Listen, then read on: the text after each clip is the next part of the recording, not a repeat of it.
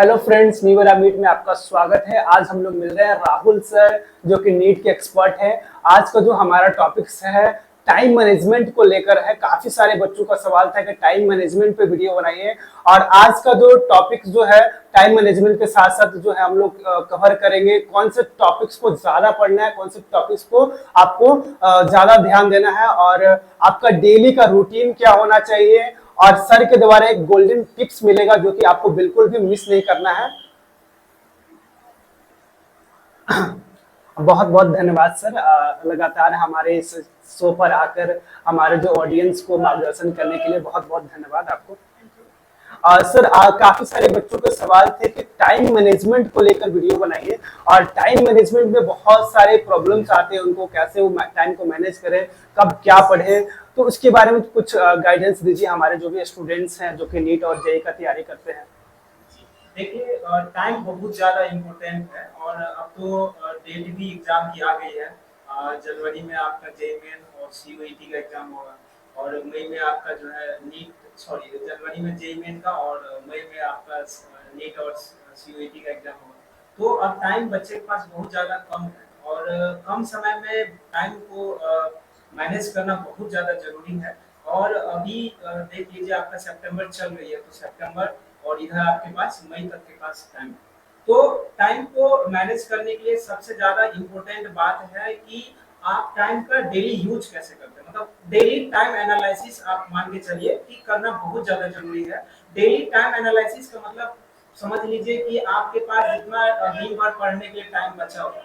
जैसे कहीं अगर सेल्फ स्टडी ही कर रहे हैं या ऑनलाइन स्टडी कर रहे हैं, घर में ही आप रहते हैं, तो टाइम को यूज करना बहुत ज़्यादा ज़रूरी है। और बहुत ज़्यादा डिस्ट्रैक्शन भी बच्चे के पास होता है। जैसे ऑनलाइन स्टडी करते हैं तो स्टडी कम करते हैं, कुछ गेम वगैरह हो गया, यूट्यूब पे शॉर्ट्स वगैरह, वीडियो वगैरह कुछ कुछ जो है बच्चे लोग देखते हैं, तो डिविएट हो जाते हैं और पता भी नहीं चलता। इंस्टाग्राम है, ये इधर उधर जो ये है बहुत बड़ा इशू है, सोशल मीडिया जो डिस्ट्रक्शन है बहुत बड़ा इशूज है। और आजकल जो बच्चे जो है सोशल मीडिया के वजह से एडवांटेजेस भी है, बट उसके साथ साथ जो है एडिक्शन बहुत बड़ा प्रॉब्लम है। हाँ।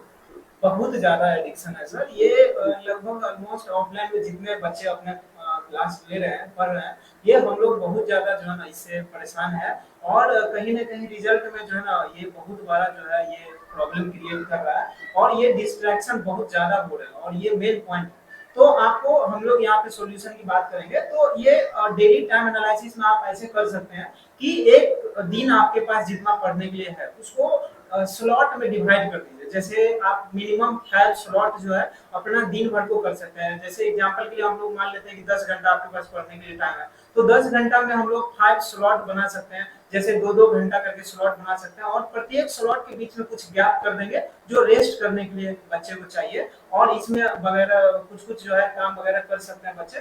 तो इसमें स्लॉट में फर्स्ट स्लॉट मान लीजिए 2 आवर का सुबह में है, उसमें बच्चे रिवीजन वगैरह कर लेंगे। फिर कुछ देर का गैप ले लेंगे, आधा घंटा 15 मिनट का। फिर अगला स्लॉट है 2 आवर का, उसमें जो है आपका मान लीजिए कि एनसीईआरटी रीड करना है या फिजिक्स का न्यूमेरिकल सॉल्व करना है। फिर थोड़ा सा स्लॉट ले लेंगे, और थोड़ा गैप लेकर के फिर उसमें जो है ना केमिस्ट्री का बात करेंगे। फिर उसमें थोड़ा सा गैप लेकर के फिर मैथ या बायोलॉजी, जो नीट हो या जेईई मेन हो या 12th बोर्ड एग्जाम है। तो मतलब स्लॉट वाइज आप स्टडी करते हैं। जैसे आप ऐसा नहीं है कि कोई 10 घंटा ही पढ़ना है, 15 घंटा भी पढ़ते हैं तो 3-3 आवर का ले सकते हैं। या मान लीजिए सुबह में रिवीजन के लिए कम समय चाहिए या ज्यादा समय चाहिए, तो स्लॉट को फर्स्ट स्लॉट को बड़ा कर सकते हैं, छोटा कर सकते हैं। जो आपका स्ट्रॉन्ग सब्जेक्ट है उसमें थोड़ा कम समय कर सकते हैं। तो मतलब स्लॉट डिवाइड करना बच्चे के लिए बहुत ज्यादा जरूरी है।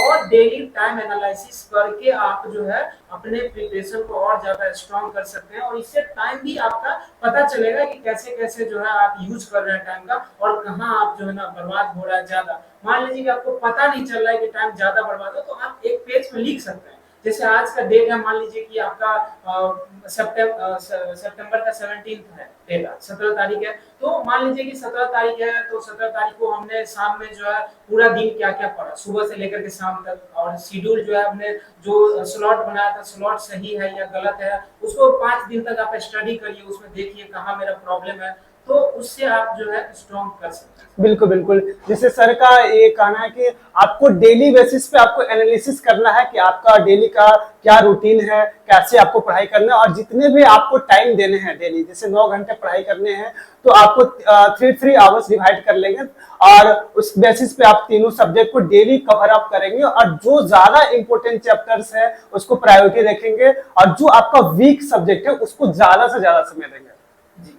तो सबसे पहले है कि जैसे मान लीजिए कि जो जेईई मेन के बच्चे हैं उसमें जो है सो फिजिक्स मैथ पे ज्यादा फोकस करते हैं और केमिस्ट्री पे थोड़ा सा पीछे हो जाते हैं, ऑर्गेनिक केमिस्ट्री समय पीछे हो जाते हैं, तो उनको जो है सो सबसे पहले सुबह उठ करके जो है सो केमिस्ट्री पे जो है याद सब करना रहता है, उसको रिमेम्बर करने वाला, लर्न करने वाला काम करना चाहिए। जैसे मान लीजिए नीट के बच्चे हैं तो नीट को जो है सो फिजिक्स में ज्यादा प्रॉब्लम रहता है, तो सुबह उठ करके मॉर्निंग वाला स्लॉट में फ्रेश माइंड में आप फिजिक्स को जो है न्यूमेरिकल क्वेश्चन जो है ना आप कर सकते हैं। तो ये अपना टाइम मैनेजमेंट के बिना जो है रिजल्ट नहीं हो सकता, और ये बहुत सारे बच्चे जो है ये टाइम मैनेजमेंट के कारण जो है समय बर्बाद करते हैं और ड्रॉप पे ड्रॉप लेते हैं और एज बर्बाद करते हैं, टाइम बर्बाद होता है, कट ऑफ जो है आए, तो ये मेन प्रॉब्लम है बच्चे। बिल्कुल, जो मतलब जो आपको जो चैप्टर जो है डिफिकल्ट लगते हैं या फिर जो आप ऐसे चैप्टर जो बहुत इंपॉर्टेंस है उसको आपको अर्ली मॉर्निंग करना।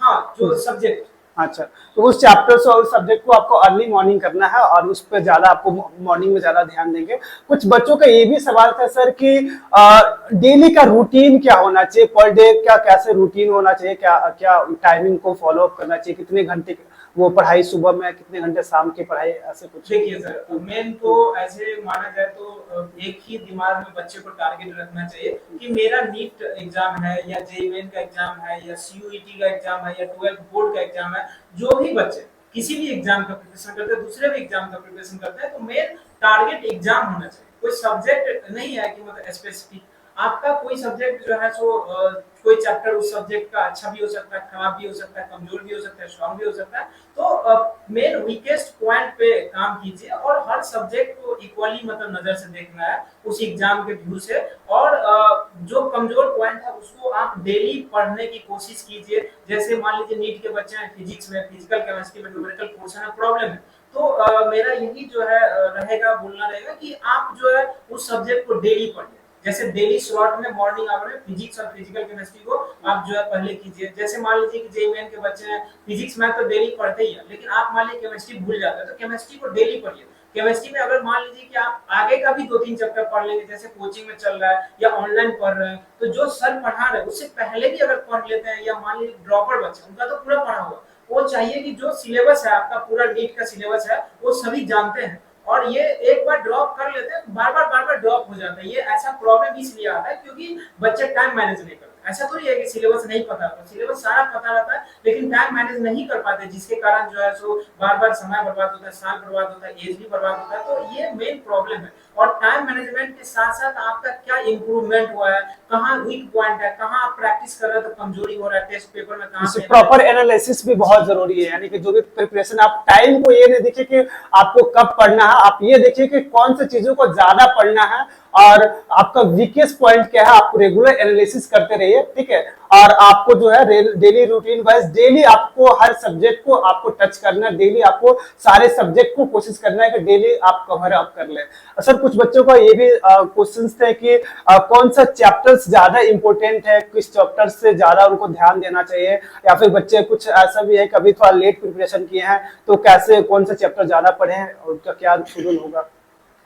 देखिए सर, सबसे पहले एक बात मैं भूल गया था बताना, मैं फिर से बता देता हूँ। जैसे स्लॉट आप बनाते हैं ना, तो उसमें 5 स्लॉट मान लीजिए लिए हैं, तो फर्स्ट स्लॉट तो पहला आपका मतलब फिक्स हो जाना चाहिए कि पहला स्लॉट में आपको रिवीजन करना है, ठीक है। और लास्ट स्लॉट एटलीस्ट कोई एक स्लॉट जो है ना, एक आप फिक्स कर दीजिए कि एनसीईआरटी रीड करना है, उसको एनसीईआरटी डेली रीड करना है, एक स्लॉट में एनसीईआरटी रीड करना है, एक स्लॉट में रिवीजन करना है, बाकी जो 3 स्लॉट बच गया बाकी सब्जेक्ट तीनों को न्यूमेरिकल प्रैक्टिस पे फोकस करना है। जो बिल्कुल, यानी कि आपने टाइम को आपको स्लॉट वाइज डिवाइड करना है, यानी कि आप 5 स्लॉट में आप अपने टाइम को डिवाइड कर दीजिए। फर्स्ट स्लॉट आप रिवीजन कीजिए और सेकेंड स्लॉट जो है आपको एनसीईआरटी पढ़ना है, और बाकी स्लॉट जो भी है उसमें आपको बाकी सब्जेक्ट को भी कवर अप करना है, डेली बेसिस पे करना है, क्वेश्चन भी प्रैक्टिस साथ में करना है। और आपका मेन एक बात था कि जो इम्पोर्टेंट चैप्टर है या ये है, तो तो मेन सर देखिए बच्चे जैसे फिजिक्स पढ़ते हैं तो जो ड्रॉपर है वो तो सब जानते ही है,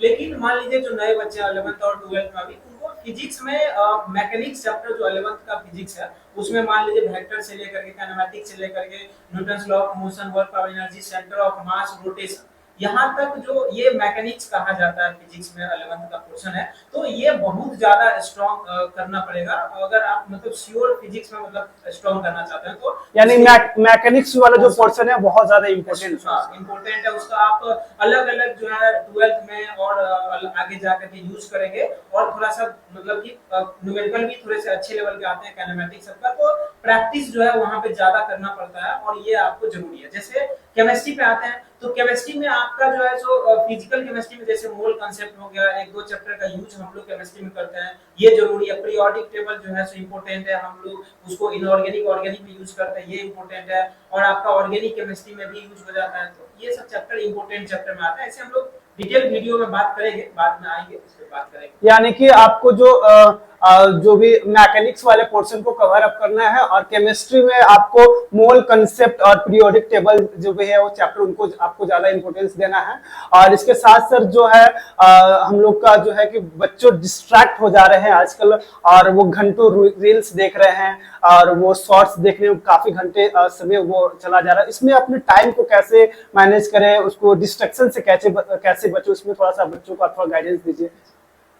देखिए सबसे पहले है कि आपको लाइफ में सक्सेस होने के लिए डिसिप्लिन बहुत ज्यादा जरूरी है, और बाद में मतलब परेशान होने से और टाइम वेस्ट को लेकर के जो है सो परेशान होने से अच्छा है कि आप बार बार मतलब कि ड्रॉप ना दे करके आप एक बार भी आप जो है पूरा एफर्ट लगा दीजिए, और एफर्ट लगा करके एग्जाम को कर लीजिए। उसके बाद फिर आपको बाद में भी कोई टेंशन नहीं होगा, एग्जाम के बाद आप अपना जो करना चाहे कर सकते हैं। आप मतलब एक बार आप मतलब कि पूरा एनर्जी लगा दीजिए, जिससे कि जो है ना बाद में पछतावा नहीं होगा। आप ये कर सकते हैं कि मतलब बाद में जो है ना आपको ये टेंशन नहीं रहेगी।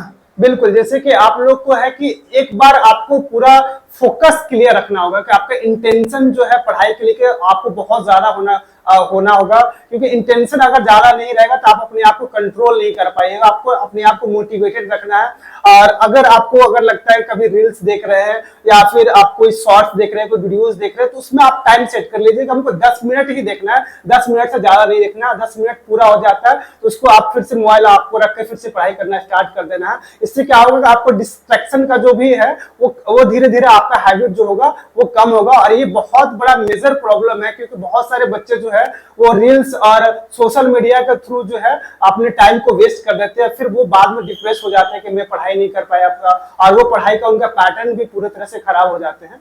हाँ मेन सर यही है ना, डिसिप्लिन के बिना जो है ना सक्सेस नहीं हो सकता। जी जी। आपको पढ़ाई में डिसिप्लिन रहना बहुत जरूरी है। अगर आप खुद से नहीं मतलब करेंगे तो कोई बाहर से कोई करवा नहीं सकता है। और आपको एक बार अगर मान लीजिए कि सोचे हैं कि मतलब डॉक्टर बनना है, या मान लीजिए मेन IIT NIT कुछ निकालना है, तो आपको एक बार डिसिप्लिन होना ही पड़ेगा।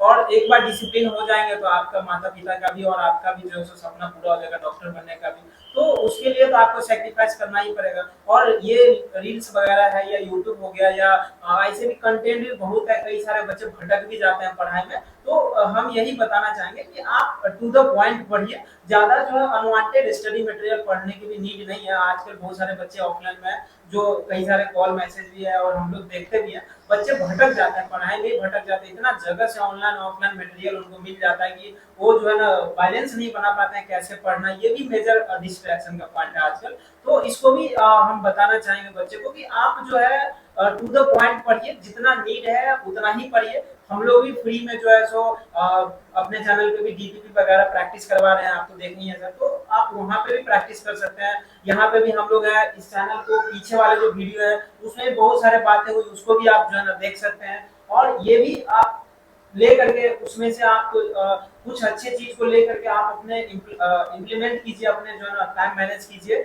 और आप रिजल्ट के लिए जो है ना आगे बढ़ सकते हैं। जी बिल्कुल बिल्कुल। और सर आज का जो सेशन हमारा अभी समाप्त होगा, इसके साथ साथ सर आप जो पिछली वीडियो में आपने हर वीडियो में जैसे गोल्डन टिप्स दिया है, इस वीडियो में भी आप हमारे जो ऑडियंस है, जो स्टूडेंट है नीट और JEE का तैयारी कर रहे हैं, उनके लिए कुछ गोल्डन टिप्स दीजिए ताकि वो इसको वो फॉलो अप करें। मेरा सर गोल्डन टिप्स में तो आज सर यही रहेगा कि जो है ना टाइम मैनेजमेंट बहुत ज्यादा जरूरी है।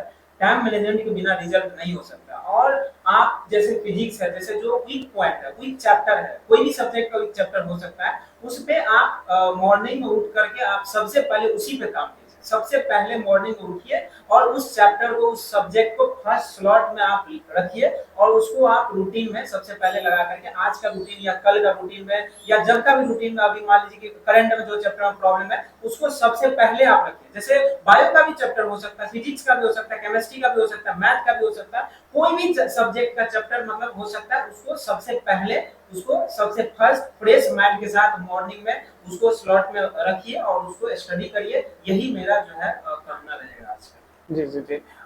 इसके साथ सर हमारा जो सेशन अभी एंड होगा, और हमारे चैनल को आप लाइक कीजिए, सब्सक्राइब कीजिए और ज्यादा से ज्यादा आप चैनल को शेयर कीजिए ताकि हम लोग मोटिवेटेड रहे और भी आपको वीडियो रेगुलर बनाते रहे ताकि आपको रेगुलर गाइडेंस मिलते रहे।